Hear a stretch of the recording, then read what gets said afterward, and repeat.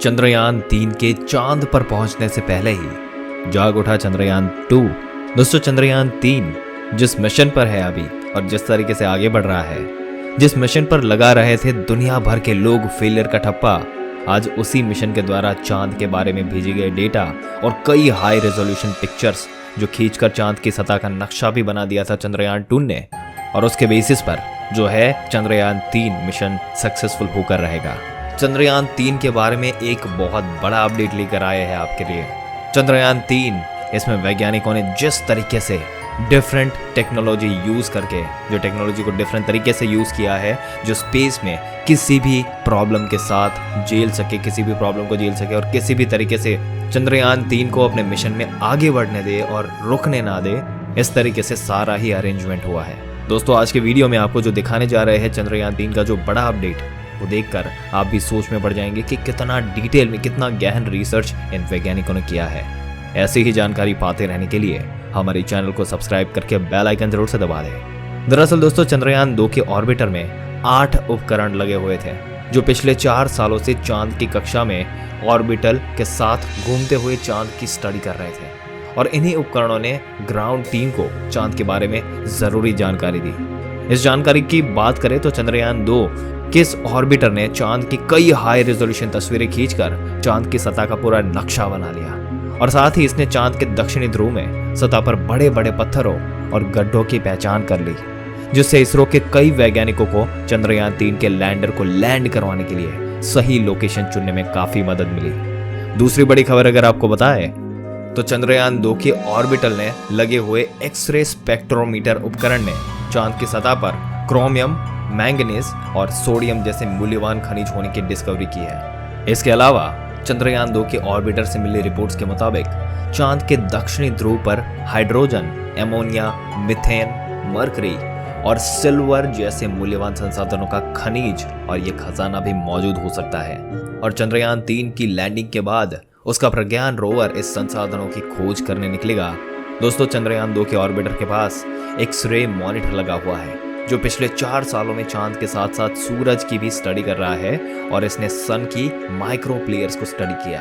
साथ ही अब ये इस बात का भी पता लगा रहा है कि जब सूर्य की ऊपरी सतह जो कि फोटोस्फीयर है, उसका टेम्परेचर सिर्फ 5500 डिग्री सेल्सियस है, तो फिर सूर्य के वातावरण का ऊपरी हिस्सा यानी कोरोना का टेम्परेचर 1 मिलियन डिग्री सेल्सियस तक क्यों बहुत ज्यादा पहुंच जाता है। और साथ ही इसने इसरो को धरती की ओर आने वाले, चांद की तरफ जाने वाले और सौर तूफानों का डेटा भी भेजा है। इस डेटा से हम ये पता लगाएंगे कि सूर्य कब और कितनी शक्तिशाली सौर तूफानों को अंतरिक्ष में फेंकता है, ताकि भविष्य में जब कभी भी इंसानों को अंतरिक्ष में रहने के लिए भेजा जाए तो ट्रैवल करने के दौरान हमारे स्पेसक्राफ्ट का सामना भयानक सौर तूफानों से ना हो। दोस्तों, फिलहाल चंद्रयान 2 द्वारा की गई बाकी डिस्कवरीज की बात करें तो इसके ऑर्बिटर ने चंद्रयान 1 की खोज पर भी 100% सही होने का ठप्पा लगा दिया है। जी हाँ दोस्तों, साल 2008 में लॉन्च हुए इसरो के पहले मून मिशन चंद्रयान 1 ने चांद पर बर्फ के रूप में जमे पानी होने की खोज की थी, और चंद्रयान 2 के ऑर्बिटर पर लगे इंफ्रारेड स्पेक्ट्रोमीटर उपकरण ने चांद की सतह पर हाइड्रोक्सिल और वाटर्स आइस को डिटेक्ट करके ये बात कंफर्म करी थी कि चांद पर पानी मौजूद है। वही चंद्रयान 2 के ऑर्बिटर पर dual frequency radio science experiment नाम का उपकरण भी लगा है जो चांद के एटमॉस्फेयर की स्टडी कर रहा है। जी हाँ दोस्तों, वैसे तो चांद को एयरलेस एटमॉस्फेरिक वाला माना जाता है, लेकिन वहां पर पतला वातावरण मौजूद है, और इससे बेटर चांद ने आइनोस्फीयर की स्टडी करके बताया चंद्रयान 2 ने कि चांद के वातावरण का ये पृथ्वी के आइनोस्फीयर से लगभग 1 मिलियन गुना पतला है। आसान शब्दों में बताए तो किसी भी ग्रह या उपग्रह में आइनोस्फीयर वातावरण का वो हिस्सा होता है जहां वातावरण खत्म होकर स्पेस के वैक्यूम की शुरुआत होती है। यानी किसी भी ग्रह या उपग्रह के वातावरण में आयरन ट्री और एग्जिट करने के लिए उनके आइनोस्फीयर के बारे में सटीक जानकारी होना काफी जरूरी है। इसके अलावा चंद्रयान 2 का ऑर्बिटर चांद की सतह के गड्ढों की भी जांच करने में लगा हुआ है, और 2019 में इसके मिशन की अवधि 7 साल तय की गई थी, और ये कम से कम अगले 3 सालों तक चांद की परिक्रमा करते हुए इसरो की ग्राउंड टीम को चंद्रमा की हर एक जानकारी और डेटा ये भेजता रहेगा और 3 सालों बाद भी अगर उसकी कंडीशन ठीक रही तो इसरो इस मिशन की अवधि को और ज़्यादा बढ़ा देगा। यानी हम ये कह सकते हैं कि भले ही चंद्रयान 2 की अंडर चांद की सतह पर हार्ड लैंडिंग हो गई थी, लेकिन चंद्रयान 2 के बचे हुए हिस्से 100% काम कर रहे हैं। जैसे कि दोस्तों, आज से तकरीबन 4 साल पहले 22 जुलाई 2019 के दिन भारत ने अपने दूसरे मून मिशन चंद्रयान 2 को लॉन्च किया था और अपने 48 दिनों के लंबे सफर के बाद 7 सितंबर 2019 के दिन चंद्रयान 2 का विक्रम लैंडर चांद की धरती पर लैंडिंग करने के लिए आगे बढ़ रहा था। लेकिन तभी अचानक से चंद्रयान 2 के साथ इसरो की ग्राउंड टीम का कनेक्शन टूट जाने की वजह से विक्रम लैंडर एकाएक चांद की तरफ जाकर क्रैश हो गया,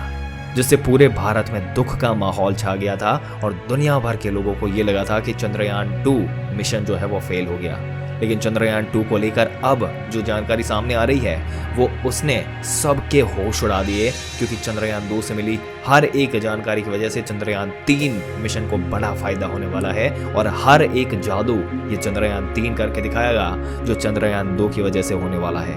पिछली बार चंद्रयान 2 मिशन के दौरान जब स्पेसक्राफ्ट का विक्रम लैंडर चांद की सतह को धीरे धीरे छूने में यानी कि सॉफ्ट लैंडिंग करने में नाकामयाब हो चुका था, तब दुनिया भर की कई स्पेस एजेंसी ने इस मिशन को फेलियर करार देते हुए बताया था। लेकिन इसरो ने बताया था कि चंदा मामा पर फतेह पाने के लिए हमारे इस मिशन का मुख्य लक्ष्य सिर्फ चांद पर लैंडिंग करना ही नहीं था, बल्कि हमारे इस मिशन के हर स्टेप के कुछ लक्ष्य थे जिन्हें सफलतापूर्वक प्राप्त करके हमने पूरे मिशन के 90 से 95% लक्ष्यों को हासिल कर लिया। और अब हम हमारी गलतियों से सीखकर एक बार फिर चांद की तरफ आगे बढ़ेंगे, जिसके बाद इसरो के वैज्ञानिकों ने 4 साल तक दिन रात काम करके चंद्रयान 3 को डिजाइन किया, जिसके लैंडर में वो सभी जरूरी बदलाव किए गए जिनकी वजह से चंद्रयान 2 का लैंडर चांद की धरती पर सुरक्षित उतरने में कामयाब नहीं हो पाया था और 14 जुलाई 2023 के दिन चंद्रयान 3 को लॉन्च कर दिया गया, जो कि हमने सबको पता है। और दोस्तों, अगर नए अपडेट की बात करें तो पृथ्वी का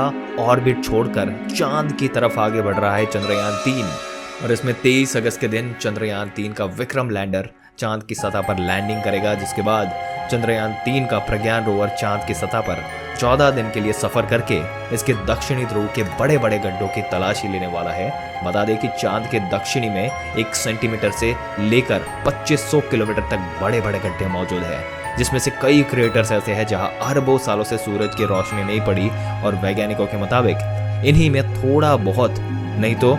10 करोड़ टन के आसपास पानी मौजूद हो सकता है। और अगर चंद्रयान 3 ने इस पानी की खोज कर दी तो इस एक्सप्लोरेशन फील्ड की आज तक की सबसे बड़ी खोज जो है वो भारत के नाम हो जाएगी। दोस्तों, आपके क्या विचार है चंद्रयान 3 जो कि एक एक करके हर छोटे बड़े पड़ाव पार करते हुए चांद की तरफ आगे बढ़ता जा रहा है? अपने विचार हमें कमेंट करके ज़रूर से बताइएगा। अगर ये वीडियो और इसमें दी गई जानकारी आपको अच्छी लगी हो तो हमारी चैनल को सब्सक्राइब करके बेल आइकन ज़रूर से दबा दें।